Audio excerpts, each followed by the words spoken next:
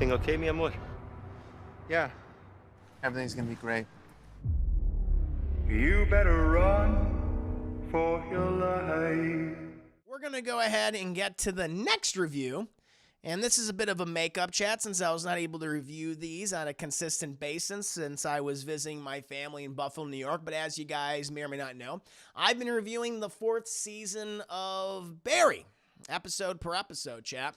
And I have not been able to review episodes 6 and 7, but now I will. I'm going to do both of these back to back, basically be a nice little self-contained review.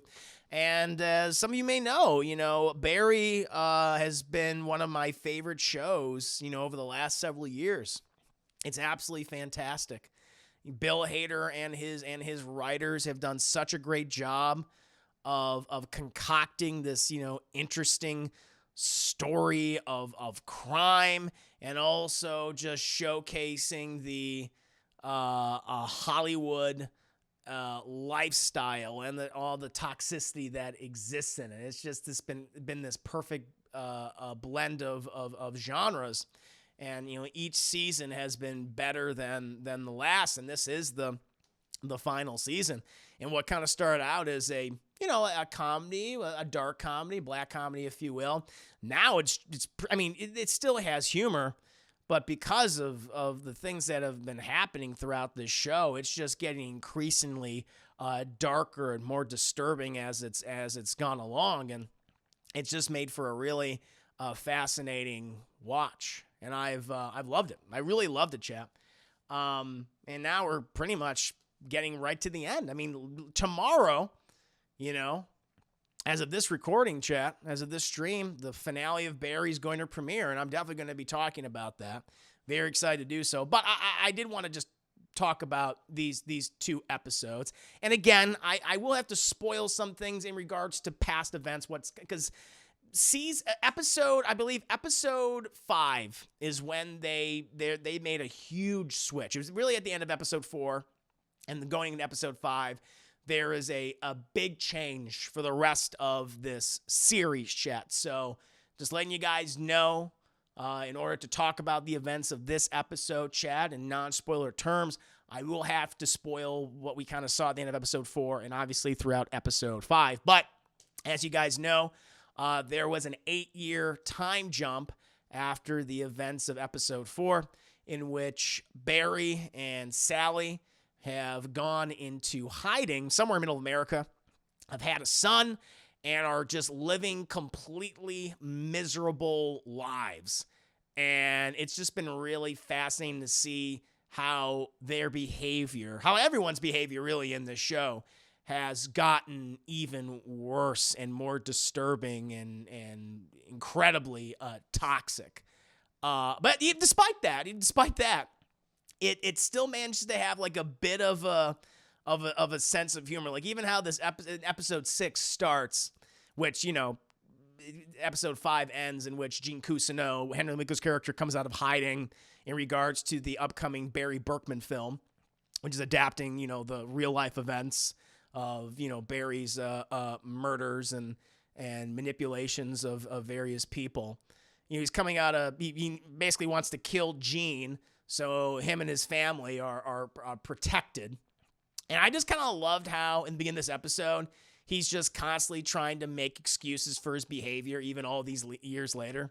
So despite his, holier-than-thou facade, where he has this super religious household that he tries to maintain with Sally, who is too drunk and too sociopathic to really indulge in. He's just doing it for his son, literally putting on a performance for his son, John, which is probably the thing he's always wanted to do, which is become an actor, pretend to be someone else, pretend to be a good person. And it just really shows you how, just far he's fallen. And I like how one of the running gags in this episode was him just trying to come up with the excuse to, despite his, whole religious mindset, an excuse just to kill Gene Cousineau. And I love the whole gag of him listening to all of these, right-wing or, just like Christian podcasts, trying to come up with an excuse to kill Gene, and how he's constantly, despite all them saying like murder's like one of the worst things you could do, he's like, not that one. I love it. So it really just shows you he's just acting. It's all part of the performance. Everything about God and his religion, it really just means nothing, as we all thought it would. But here it's just like, man, he just wants to hear what he wants to hear. But I thought that was a really fun running gag throughout the entire episode. And there's a great, for those of you who are fans of stand-up, there's a certain stand-up comedian that does one of the podcasts that Barry listens to. I thought, oh, it's that guy, which I thought was really funny. But one of the other things I think a lot of us were curious about, because the previous episode, it was just pretty much focused on Barry and Sally's lives in middle America and just how, depressed they are. We didn't know what happened. We didn't know what happened with NoHo Hank and Fuches between those 8 years. And we finally do see the return of both of those characters. Fuches, again, Stephen Root, who's like one of the greatest character actors alive right now. He's just seemingly embraced his criminal lifestyle and this whole idea of the Raven, which was just a joke and a gag. Now he's completely leaned into that. And he reminded me of, he just looks like one of those skinheads that had been in prison for years and have all these prison tattoos adorn his body. But what's so funny, even though he has this like, yeah, I'm a fucking hard criminal, he's still like fat. He still has his pot bill and everything. It's like, dude, didn't you have time to like work out in prison? I thought when he first shows up, he's like, yeah, he's gonna be fucking swole. I was like, oh my god, did they put him in like a suit, or did they have Stephen Root work out? It's like, no, he's still the same body, but he just has all these ridiculous tattoos on his face and all of his and his arms and stuff. I thought that was great. Everything with Fuches in this episode I thought was really, really funny. And then NoHo Hank, who has seemingly won, has become this, not only does he rule LA as a crime lord, but he has this whole front, this whole organization where I guess he like just owns various properties and rents them out and things. But he's also living this kind of facade where he's created this organization that honors, Cristobal, who, as we saw, died. And he's constantly just struggling with his guilt over that. It's the one thing that I think constantly defines him, and it also sets him off, and that leads to like a lot of consequences later on in this episode, which I really like. So it's still an incredibly touchy subject for him, because he's filled with so much shame because of what he ended up doing to Cristobal. We also see Gene return. Now, we did see Gene return the last episode, although briefly, and I love how, again, it's like the series that always gets you. Cousineau seems to have like learned his lesson, about his narcissistic behavior and how it's gotten into trouble. But despite that, there's always hints of it possibly coming out, and I think that's best showcased when he meets up with his son, Leo, who last time we saw him, he got shot by Gene, and that whole interaction I thought was really great. Because obviously, I forget the actor who plays Leo, but props to him. Like, he's just kind of disgusted and disturbed by his father's reappearance. And then we see, Leo's son also that. And Gene's just like, sorry I shot you. So it's like, oh, wow, you're still a scumbag. You still really don't care. And it's just like, oh, yeah. So at any time we like, I think maybe these characters learn, it's like, no. But I did like that. But the thing is, despite all that being great, the standout of this episode, at least for me, was Sally. Sarah Goldberg. This episode really shows, we already knew that. I had speculated when they did the time jump, she's going to be a wine mom. She's worse than that. We saw that she's in like a loveless marriage of Barry. She is increasingly becoming more sociopathic as time has gone on. This episode just kind of shows her that she's just an absolute monster. And she's increasingly suffering from hallucinations brought on by her own alcoholism and PTSD. Like, the way in which she interacts with her son John is very disturbing. And it's just like, oh my God. And like, Barry is just as abusive as she is, just in a different way. But it's like Barry at least puts up like a front. she just doesn't care.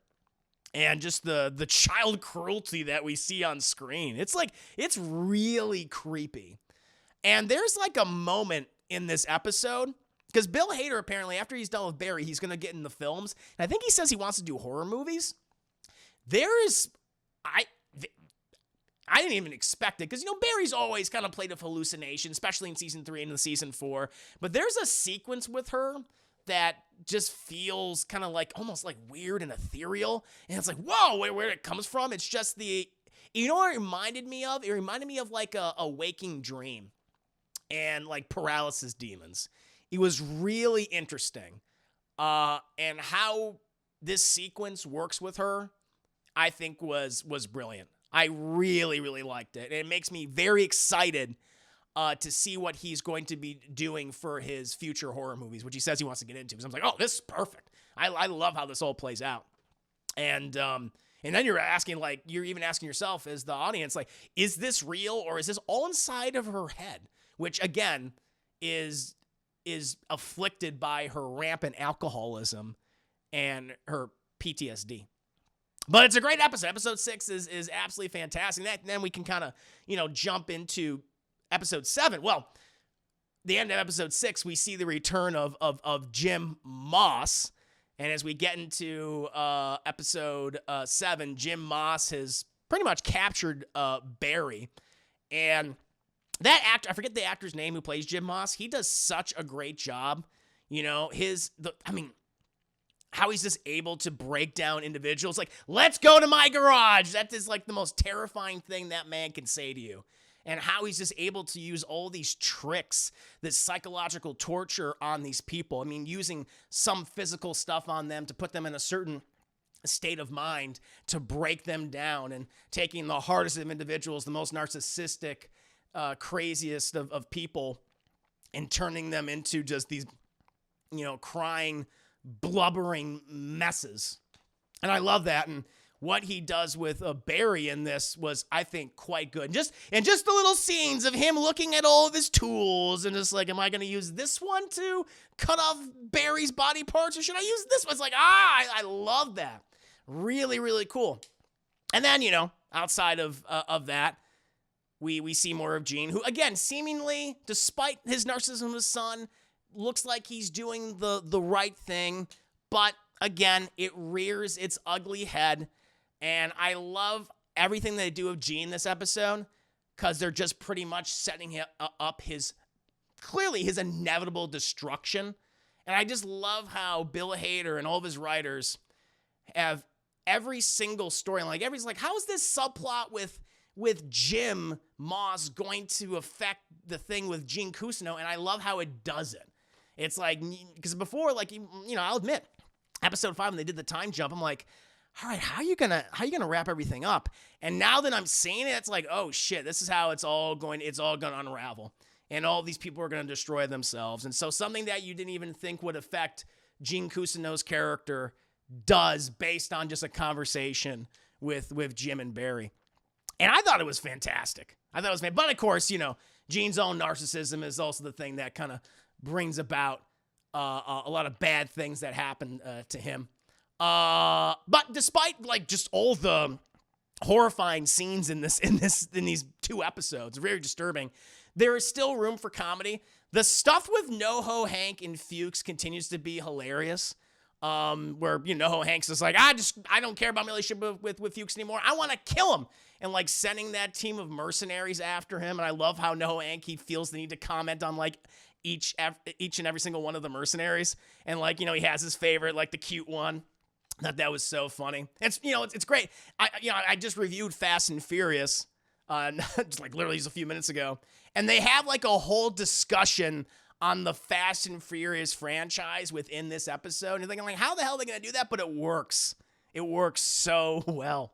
And so, despite the heavy material that they're dealing with here, they still have time for a good gag, a good joke to break the tension. And then what they do with Sally and John, again, pretty much carrying on after the really disturbing events from the previous episode, with her and John being in LA. and her, like, again, wanting nothing to do with her son, wanting to escape him and wanting to escape this entire life. But again, because of her alcoholism, because of her PTSD and deteriorating mental state, she can't really do anything. She's just kind of trapped. And I feel like she knows that.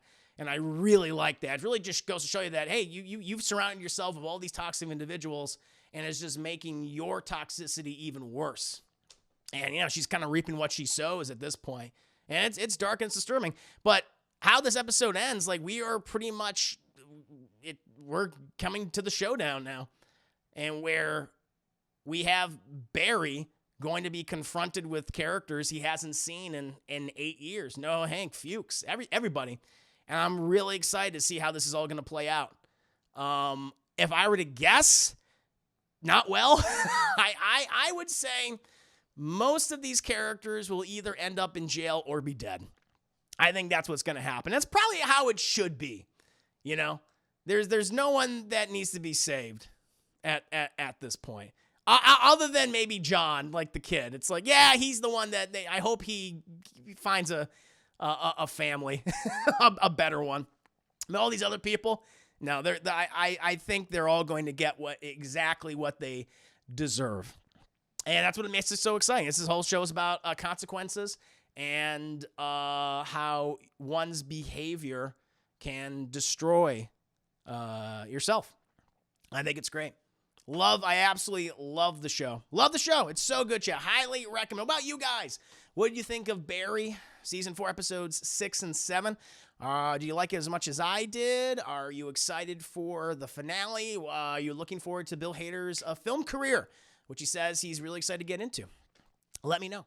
I hope everyone enjoyed the video, and I want to take the time to tell you about my Patreon, Class in the Glass, which offers hundreds of film commentaries and video reactions to numerous movies, TV shows, and cartoons. If you're a fan of shows like Batman the Animated Series and Avatar The Last Airbender, or films like Aliens and Raiders of the Lost Ark, my Patreon is the platform for you. Currently, I'm doing a subathon to reach 75 subs on the platform. If we hit 75 subs, we'll be able to start voting on the next edited YouTube reaction, which will include actual clips and scenes from the movies and shows I comment over. Choose from such films as Fire and Ice, Masters of the Universe, Mighty Morphin Power Rangers, the movie, Mortal Kombat Annihilation, or Spawn. Subscribing at any tier level is appreciated, and feel free to give feedback at any time. Thank you again for watching the video, and see you next time.